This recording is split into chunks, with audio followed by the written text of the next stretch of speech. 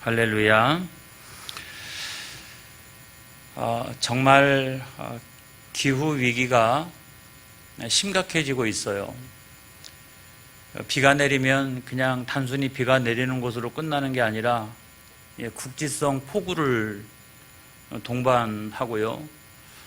또 가뭄이 들면 어느 나라에서는 불이 꺼지질 않아요. 계속 지금도 불이 타오르고 있는 그런 나라들도 있어요. 괜찮은가요? 문제가 없습니까? 그냥 시간이 지나면 어찌어찌 되겠지, 그런 생각을 우리가 할 수도 있는데 그렇지 않습니다, 여러분. 오늘도 우리가 느끼는 겁니다마는 하나님께서 저와 여러분의 생명을 지켜주시기를 원합니다. 할렐루야. 요즘에 정말 그 가짜 뉴스가 판을 치고 있어요. 제가 지금까지 살아오면서 이런 때는 없었다라는 생각이 들 만큼이에요. 무엇이 가짜이고 무엇이 진짜인지를 모르겠어요. 이게 막 이렇게 혼재돼서 정보가 우리에게 제공이 되어지니까 참 모르겠다 이런 생각이 드는데, 정말 촌철살인의 정론이 필요한 시기다. 언론사가 그런 걸 정확하게 구별해서 가르쳐주는 그런 시기가 되어야 할 텐데, 제가 지난주에 그 CBS 재단 이사장 이취임식 예배에 다녀왔어요. 사진 한번 보여주세요. 저기 31대 이사장으로 이임하시는 분이 잘 아는 김학중 목사님이죠. 척박한 안산에 가가지고 교회를 개척해서 지금은 엄청난 큰 교회를 이룬 그런 아주 훌륭한 목사님이라고 생각을 합니다. 목회에 전력을 다해서 지금 아주 큰 교회를 이룬 그와 같은 분이고, 저 32대 이사장님으로 취임하시는 목사님은 육순종 목사님이라고 우리 교단의 그 총회장님도 지내신 그런 분인데, 제가 저분의 그 설교나 메시지나 이런 거를 자주 듣습니다. 그런데 저분의 메시지는 참 날카롭다는 생각이 들고 그 예언자적인 데가 많다 하는 생각이 듭니다. 저는 저 자리에 참석을 해서 하나님 앞에 기도했어요. 하나님 아버지, CBS가 한국교회가 세운 그 기관인데, 언론사인데 복음을 잘 전하는 선교기관이 되게 하여 주옵소서. 두 번째로는 가짜 뉴스가 판을 치고 있는 세상 가운데서 바른 언론, 바른 정론이 되게 하여 주시옵소서. 그렇게 간절히 기도했어요. 여러분, 그 가짜인데 진짜인 것처럼, 또는 진짜인데 가짜인 것처럼 이런 경우가 얼마나 많이 있습니까, 여러분? 오늘 성경 말씀도 저는 마찬가지라는 생각이 들어요. 여기 보면은 가짜인데 진짜인 것처럼 행세하는 아이도벨 같은 사람도 있잖아요. 압살롬이 반역을 일으켜가지고 그의 무리가 예루살렘 성에 입성을 했습니다. 그러니까 반역이 성공한 거죠. 저는 평생을 살아나가면서 제일 싫어하는 단어가 반역이에요. 반역. 이 단어를 별로 좋아하지 않습니다. 왜냐하면 반역이라고 하는 것은 역사를 반대로, 역사를 거꾸로 돌리는 것이기 때문에 그 역사를 다시 정상화시키려면 얼마나 많은 사람들이 또 고통을 받고 또 희생을 당할까 하는 생각을 하니까 저는 반역이라고 하는 단어가 제일 싫어요.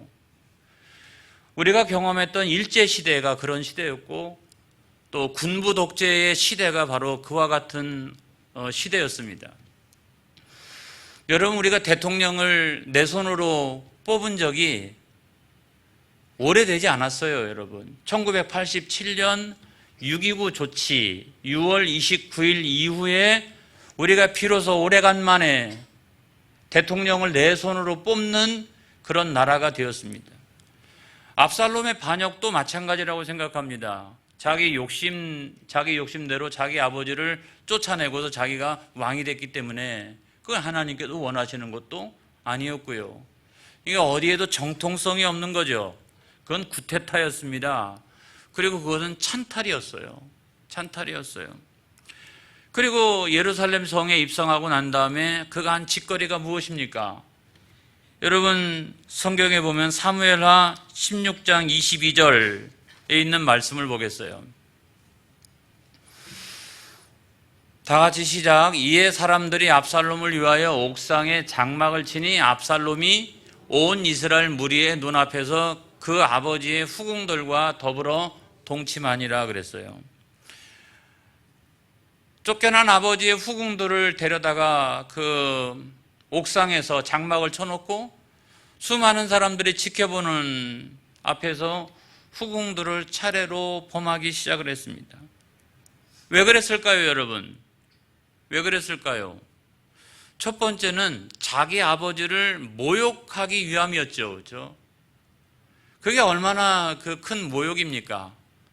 자기 어머니와 같은 후궁들을 데려다가 이렇게 범하게 되니까 그 아버지 입장에서는 얼마나 그게 치욕스러운 일입니까? 그러니까 자기 아버지의 전부를 부정하는 일과 같은 거죠. 그 다음에 두 번째로는 자기의 힘을 과시하는 거죠. 이거 봐라, 내 아버지의 후궁을 데려다가 내가 범하고 있는데도 불구하고 내 아버지는 여전히 도망치고 있고 아무런 역할도 못하고 구하러 오지도 못하고, 이거 봐라, 누가 힘이 세냐, 누가 힘이 세냐, 내 아버지보다 내가 훨씬 더 강하다라고 하는 것을 사람들 앞에서 과시하는 거죠. 과시하는 거예요. 그 다음에 세 번째로는 백성들을 위협하는 거죠. 그 장면들을 백성들이 눈으로 보게 해서 내가 이런 사람이야, 내가 이런 사람이야, 그러니까 나한테 함부로 하면 안 돼, 그리고 꼼짝 마, 이러면서 백성들을 위협하고 있는 것을 우리가 볼 수가 있어요. 그 모든 정치적인 계략이 그 가운데 다 포함되어져 있는 그런 행동인 거죠.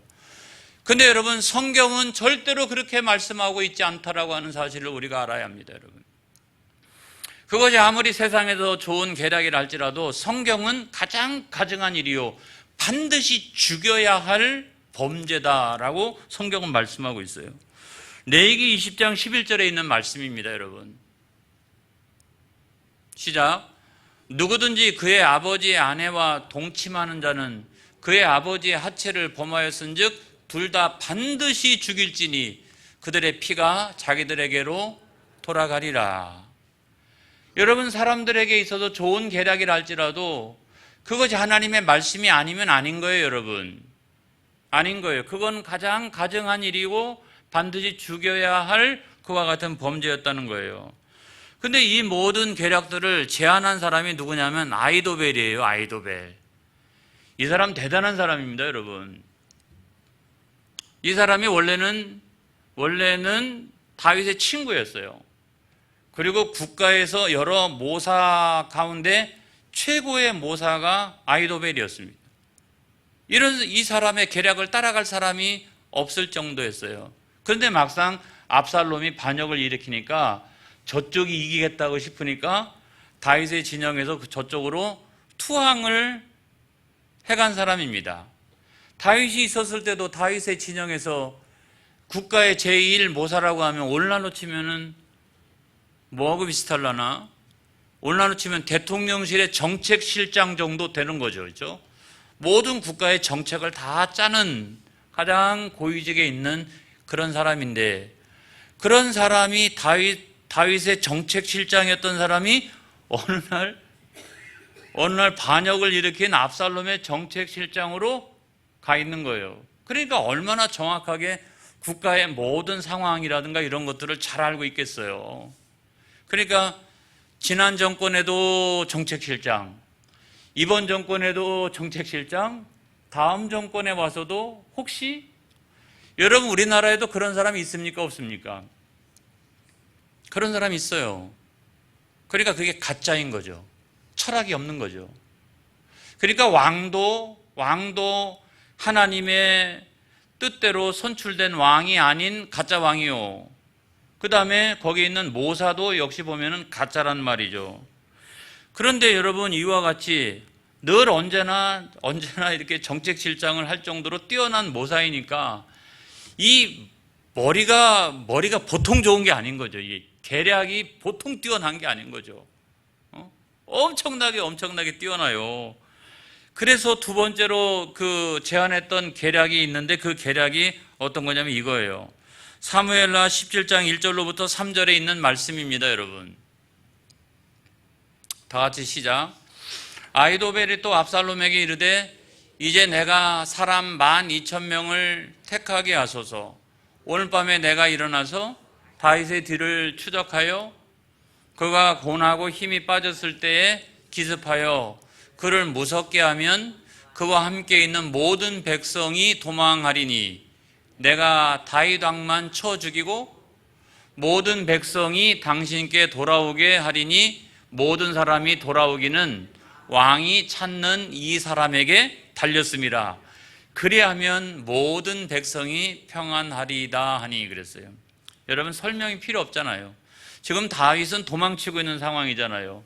그때 12,000명만 동원하면은 꼼짝없이 다윗 왕은 죽고 백성들은 어쩔 수 없이 돌아올 수밖에 없는 그런 상황이 됩니다, 여러분. 안 그렇겠어요? 그런 상황이 됩니다. 그런데 여러분, 그것이 하나님의 섭리가 아니었기 때문에 그렇게 되지 못해도 그랬지, 정말로 이것이 실현되었다라고 하면 정말 역사가 바뀌었을 거예요. 역사가 바뀌었을 거예요. 그만큼 엄청나게 이 계략이 엄청나게 뛰어난 이런 사람이었어요. 아주 탁월한 계략, 탁월한 모사가였습니다. 그래서 성경에 보면 어느 정도였느냐, 사무엘하 16장 23절에 있는 말씀에 보면 시작. 그때 아히도벨이 베푸는 계략은 사람이 하나님께 물어서 받은 말씀과 같은 것이라. 아히도벨의 모든 계략은 다윗에게나 압살롬에게나 그와 같이 여겨졌더라 그랬어요. 이게 얼마나 뛰어나냐면 보통 뛰어난 게 아니에요, 여러분. 그러니까 마치 아히도벨이 이야기하는 계략은 마치 하나님의 말씀인 것 같더라 그랬어요. 그러니까 다윗 때도 그랬고 압살롬 때도 그랬다는 것이죠. 그러니까 가짜인데도 진짜 행세를 하고 있는 거죠. 대단한 거잖아요. 그러니까 대단한 거예요. 엄청난 사람이에요. 제가 여러분, 이 사람과 비교될 만한 사람이 누가 있을까 하고 역사적으로 찾아보니까 제2차 세계대전에 그 독일군의 선전상을 지냈던 괴벨스 있죠. 괴벨스. 사진 한번 올려주세요. 이 사람이에요. 생김새가 좀 이상하죠, 그렇죠? 생김새가 이상한데 이 사람이 언변이 엄청나게 뛰어나요. 보통 뛰어난 게 아니에요. 그래서 대중들을 다 모아놓고 한꺼번에 최면을 걸 수 있는 사람이에요. 그래서 정치 기술자 1번, 아주 유명한 사람이에요. 이렇게 뛰어난 사람이기 때문에 히틀러가 수상이 되고 난 다음에 가장 먼저 채용한 사람 가운데 한 사람이 이 괴벨스예요. 굉장히 언론 이런 거 뛰어난 사람이에요. 정치, 또 계략, 모략 이런 거에 아주 탁월한 그런 사람이 이 괴벨스예요. 이 괴벨스가 뭐라고 얘기했냐면 이와 같이 이야기했습니다. 시작. 나에게 한 문장만 달라. 그러면 누구든지 범죄자로 만들 수 있다. 민중은 단순하다. 빵 한 덩이와 왜곡된 정보만 준다면 국가에 충실한 사람으로 만들 수 있다. 언론은 정부의 피아노가 돼야 한다. 99개의 거짓과 1개의 진실을 적절히 배합하면 사람들은 처음에는 그것을 부정하다가도 나중에는 그 사실을 믿게 된다. 아주 탁월한 정치 기술자예요.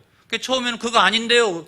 그렇게 했다가 자꾸 이야기하면 그게 맞는가 하고 나중에 그것이 옳다라고 손을 들게 만들어 놓는 그런 언론을 다 주무르고 정치를 다 주무르는 그 기술자 괴벨스. 이 사람이 오늘 성경에 나와 있는 아히도벨과 같은 그런 사람이 아니겠는가 생각을 합니다. 그럼에도 불구하고 그 사람의 말로는 어떻게 됐을까요? 히틀러가 나중에 자살하고 난 다음에 자기도 자살합니다. 여러분, 그 아히도벨도 마찬가지였어요. 아히도벨도 사무엘하 17장 23절에 있는 말씀 보겠습니다. 시작. 아이도벨이 자기 계략이 시행되지 못함을 보고 나귀의 안장을 지우고 일어나 고향으로 돌아가 자기 집에 이르러 집을 정리하고 스스로 목매어 죽음에 그의 조상의 묘에 장사되니라 그랬어요. 여러분, 괴벨스가요, 자기의 뛰어난 언변으로도 이 지금 전쟁의 상황을 뒤집어 엎을 수 없다라고 생각을 했으니까 자살을 한 거예요. 아이도벨도 왜 그랬을까요? 자기의 계략을 안 들으면 하나님의 섭리가 있어서 하나님의 섭리대로 모든 것이 진행되어질 것이기 때문에 자기는 죽을 수밖에 없다라고 생각을 한 거예요. 여러분, 이 아주 뛰어난 탁월한 계략가가 인정한 것은 무엇입니까? 그건 다른 게 아니라 인간은 절대로 전체 판을 주도할 수가 없다는 거예요. 그것이 역사적이든 그것이 정치적이든 인간은 전체 판을 주도할 수 없다는 거예요. 그거를 주도하시는 분은 하나님이신 줄로 믿습니다. 할렐루야. 하나님의 명령과 하나님의 말씀대로 모든 것은 다 이루어지는 거예요. 이것을 인정했기 때문에 나중에 아이도벨은 자기 집으로 돌아가서 자살을 하고 맙니다. 여러분, 두 번째로 보면 아주 진짜인데 가짜 행세를 하고 살아갔던 사람이 있습니다. 그 사람은 누구냐? 후세입니다. 후세. 여러분, 이 후세가 누구냐면 사무엘하 16장 19절에 있는 말씀 보겠어요. 제가 여러분 성경에 있는 이야기를 하는 거예요. 자, 시작. 또 내가 이제 누구를 섬기리까? 그의 아들이 아니니까 내가 전에 왕의 아버지를 섬긴 것 같이 왕을 섬기리이다 하니라 그랬어요. 그러니까 압살롬이 이제 반역에 성공을 해가지고 예루살렘 성에 딱 들어오니까 맨 먼저 나가가지고 왕이여 만세 만세 이러는 거예요. 왜 그랬을까요, 여러분? 진짜는 다윗 왕에게 충성하고 헌신하는 사람입니다. 근데 가짜 행세를 하는 거예요. 들어가가지고 어떻게 해요? 위장으로 투항을 하고 위장으로 전향을 해가지고 왕이여 만세 내가 당신의 아버지를 섬긴 것처럼 당신을 그렇게 섬기겠나이다 라고 하는 거예요. 이거는 엄청나게 위험한 것입니다, 여러분. 자칫 잘못하면 죽을 수 있어요. 그 이중첩자였다라고 하는 것이 드러나는 순간에 그는 죽을 수밖에 없는 그와 같은 상황이에요. 그러니까 자기 생명을 내걸고서 그와 같이 다윗에게 충성했던 진짜인데 가짜인 것처럼 행세했던 그런 사람이었다는 것이. 그래서 그가 아이도벨의 계략을 파산시켜버립니다. 여러분, 긴 이야기니까 제가 친절한 목사니까 제가 짧게 정리를 하겠어요. 아이도벨의 계략대로 하면 큰일 나잖아요. 그렇죠? 큰일 나니까 뭐라고 얘기합니까? 왕이시여, 아이도벨의 계략은 다 좋은데 요번 것은 틀렸다고. 내가 생각해 보니까 요번 것만큼은 이게 틀렸노라고. 이 당신도 알다시피 아버지 다윗 왕이 얼마나 군사적인 지략가이며 전략가이며 용사냐고. 그러니까 지금 도망치면서도 다 준비해 놓고 있을 거라고. 그런데 우리가 고작 12,000명 동원해가지고 기습해가지고 쳤다가 만약에 다윗 왕이 다 준비해 놓은 곳에 들어가다 함정에 빠지게 되었다가 몇 사람이라도 죽게 되면 그것이 소문이 날 텐데, 그러면 사람들이 다윗은 영웅이요, 그의 부하들은 용사들이요 소문나게 될 텐데, 그렇게 되면은 우리가 엄청난 피해를 입게 됩니다. 그렇게 하지 말고 지금부터 시작해서 단에서부터 부엘세바까지 군사를 있는 대로 모으라고. 시간을 가지고 있는 대로 모아가지고 어떻게 해요? 이슬이 땅을 덮음같이 한꺼번에 이렇게 덮어가지고 이기면 당신이 그런 위험 부담을 가질 필요도 없고 승리를 하되 완전한 승리를 거둘 수 있고, 이들이 만약에 성으로 피신했다 할지라도 이 엄청난 군사를 동원해가지고 성을 밧줄로 묶어가지고 강에다가 탁 던져버리면 한꺼번에 이길 수 있지 않냐고. 여러분, 말을 이렇게 잘해야 돼요. 그냥 딱 들어봐도 시원하잖아요. 그렇죠? 안 그래요? 내가 나가가지고 그 위험한 일을 내가 했다가 실패하면 큰일이지 않습니까? 그런데도 그냥 천뜩 모아다가 덮어버리고 치워버리고 강에 던져버리고 하니까 그 말을 딱 듣는 순간에 마음이 시원하게 되어지는 거예요. 여러분, 그 결과 어떻게 됐습니까? 다윗은 도망칠 수 있는 시간을 벌었어요. 그리고 스스로를 재정비해서 상황을 역전시킬 수 있는 모든 재정비할 수 있는 상황을 그 준비를 하게 됩니다, 여러분. 자, 제가 오늘 말씀을 정리해 보려고 그래요. 사무엘하 17장 14절 상반절에 있는 말씀만 보겠습니다. 시작. 압살롬과 온 이스라엘 사람들이 이르되 아렛 사람 후세의 계략은 아히도벨의 계략보다 낫다 하니. 자, 압살롬의 입장에서 보면 어떤 계략이 더 좋아 보여요? 에? 아히도벨의 계략도 좋았지만은 후세의 계략이 더 낫다고 생각을 했어요. 자, 도망치고 있는 다윗의 입장에서는 어떤 계략이 더 좋을까요? 솔직히 말하면 큰일 날 뻔했어요. 지금 만약에 아히도벨의 계략처럼 했다면 자기는 죽을 뻔한 거예요. 지금 그러니까 도망치면서도 지금 후세가 그 계략을 파탄시켰을 뿐이지 사실은 아히도벨의 계략이 훨씬 더 나았는데 너 지금 나한테 속은 거야, 이러면서 지금 도망을 치고 있다고요. 여러분, 제가 드리고 싶은 말씀의 핵심이 바로 여기 있습니다. 여러분, 가짜 뉴스에 이어서 우리 예수 믿는 사람들은 정당 논리, 정치 논리, 거기에 현혹되어지지 않기를 바랍니다. 여러분, 그것이 다 전부가 옳은 게 아니에요. 우리는 예수 믿는 사람들이에요. 자, 이 사람이 생각해 보면 후세의 계략이 더 옳아요. 또 다른 입장에서 생각해 보면 아히도벨의 계략이 더 옳아요. 그런데 여러분, 예수 믿는 사람들이, 우리는 여러분 예수당입니다. 예수당. 할렐루야. 저는 예수당이에요. 예수당.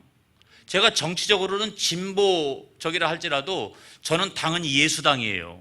할렐루야. 예수당이에요. 그래서 오늘날 예수 믿는 사람들이 그런 아주 세상의 논리, 이거를 뛰어넘을 수 있어야 된다. 하나님의 말씀이냐 아니냐가 중요하다. 모든 계략들이 다 있는데 그 계략들을 판단할 수 있는 가장 중요한 근거가 하나님의 말씀이냐 아니냐가 중요하다는 거예요. 우리는 예수당이에요. 할렐루야. 우리는 예수당이에요. 정치적으로 보수든 정치적으로 진보든 상관이 없어요. 그것보다 더 중요한 것은 뭐냐면 우리는 예수당이라는 거예요. 예수당. 그래서 하나님의 말씀으로 그걸 다 판단할 수 있는 능력이 우리에게 있어야 되는 거죠. 사무엘하 17장 14절 하반절에 있는 말씀 보겠습니다. 시작. 이는 여호와께서 압살롬에게 화를 내리려 하사 아히도벨의 좋은 계략을 물리치라고 명령하셨음이더라. 그래서 아히도벨의 그 못된 계략이죠. 아주 그 계략을 물리친 것은 누구냐면 하나님의 명령이요, 그건 하나님의 말씀이었다는 거예요. 그래서 이 역사와 이 모든 것들은 하나님이 주관해 가세요. 여러분, 하나님이 주관해 가세요. 일시적으로 누가 옳다 누가 틀렸다 할지라도 이 모든 전체 판을 쥐고 흔드는 것은 하나님이시라고요. 여러분, 우리가 그런 입장에 설 수 있어야 됩니다. 어떻게 우리가 하나님의 말씀보다 세상의 정당 정치의 논리에 빠져가지고 그게 옳으니 그러니, 절대 그렇게 해서는 안 되는 거예요. 여러분, 하나님의 말씀이 먼저인 거예요. 제가 예를 들어 설명해 볼게요. 하나님이 창조하신 우주 만물은 창세기에 보게 되면 다 창조하시고 하나님이 심히 보시기에 좋았더라, 그렇게 말씀하셨고 우리들에게 모든 걸 다 맡기셨어요. 오늘날 우리는 잘 관리하고 있나요? 우리는 육지를 잘 관리하고 있나요? 우리는 바다를 잘 관리하고 있나요? 우리는 하늘, 매연, 공해, 이런 걸로 우리는 잘 관리하고 있나요? 육지에 있는 생물, 바다에 있는 생물, 그 다음에 하늘에 있는 생물들, 우리는 잘 관리하고 있나요? 천만의 말씀이잖아요. 아니잖아요. 이게 더 중요한 하나님의 말씀 아니겠습니까? 바다 한번 볼까요? 바다. 이게 이제 그 바다에다가 우리가 버렸던 쓰레기인데, 쓰레기 중에서도 플라스틱이에요. 나머지 무슨 나무라든가 뭐 이런 쓰레기는 바다의 정화 능력에 의해서 다 없어져요. 근데 문제는 뭐냐면 저 플라스틱은 없어지지 않는다는 거예요. 저게 요즘에는 자이어라고 하는 개념이 생겨가지고, 자이어, 여러분, 자이어인데 그런 개념이 생겼는데 뭐냐면 저게 쓰레기 섬을 이루는 거예요. 플라스틱이 서로 녹아지면서 서로 연결돼 버려요. 그래가지고 거대한 섬을 만들기 시작하고, 그 다음에 공중의 새들이 거기서 미세하게 분해되어지는 미세 플라스틱 그거를 먹고, 그 다음에 바다의 물고기가 그 미세 플라스틱을 먹고 그것이 우리의 입으로 들어오게 되어져 있는 거예요. 이 자이어가 얼마나 크냐면 저건 조그만 거예요. 한반도의 7배, 남한, 북한 다 합쳐가지고 7배. 이게 태평양에 떠다니고 있어요. 이게 태평양에. 근데 전 세계에 인도양, 대서양까지 다 합치면 5개가 떠다니고 있다고요.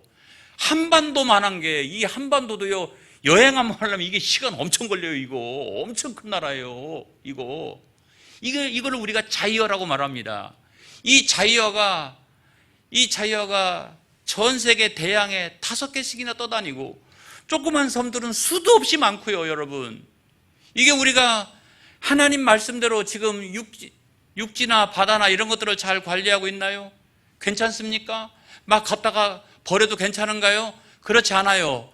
우리가 코로나19를 통해서 경험했던 건 뭐냐면 반드시 우리가 돌려받게 되어져 있다. 왜냐하면 지구는요, 무한대가 아닙니다. 여러분, 행성이에요. 그냥 딱 하나 행성이라고 해요. 행성.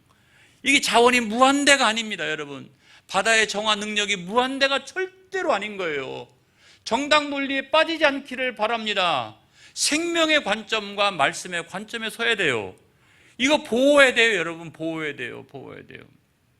두 번째로, 인간은 하나님의 형상대로 창조된 가장 존엄한 존재이다. 그러므로 전쟁은 반대해야 돼요. 그 생명들이 그냥 죽어가잖아요. 전쟁 반대해야 돼요. 그리고 평화는 이루어져야 돼요. 평화가 훨씬 더 좋은 거예요. 견해가 다르더라도 평화가 더 좋은 거지, 견해가 다르다고 해가지고 전쟁이 더 좋은 건 아닌 거예요. 그리고 민주주의는 전진해 가야 되는 거예요. 역사는 거꾸로 가면 안 된다라고 하는 거예요. 여러분, 이것이 뭐냐면 성경이 우리들에게 말씀해주고 있는 신앙적인 철학이라고 하는 거예요. 할렐루야. 그래서 세상의 모든 계략보다 훨씬 더 좋은 것은 뭐냐면 하나님의 말씀인 거예요. 하나님의 말씀으로 돌아가지 않고서 인류가 생존할 길이 저는 없다라고 생각을 합니다. 우리 주변에서도 그 많은 생명들이 지금 죽어가고 있지 않습니까, 여러분? 이게 다 기후위기, 이런 거로부터 파생된 것들이에요. 기도하겠습니다.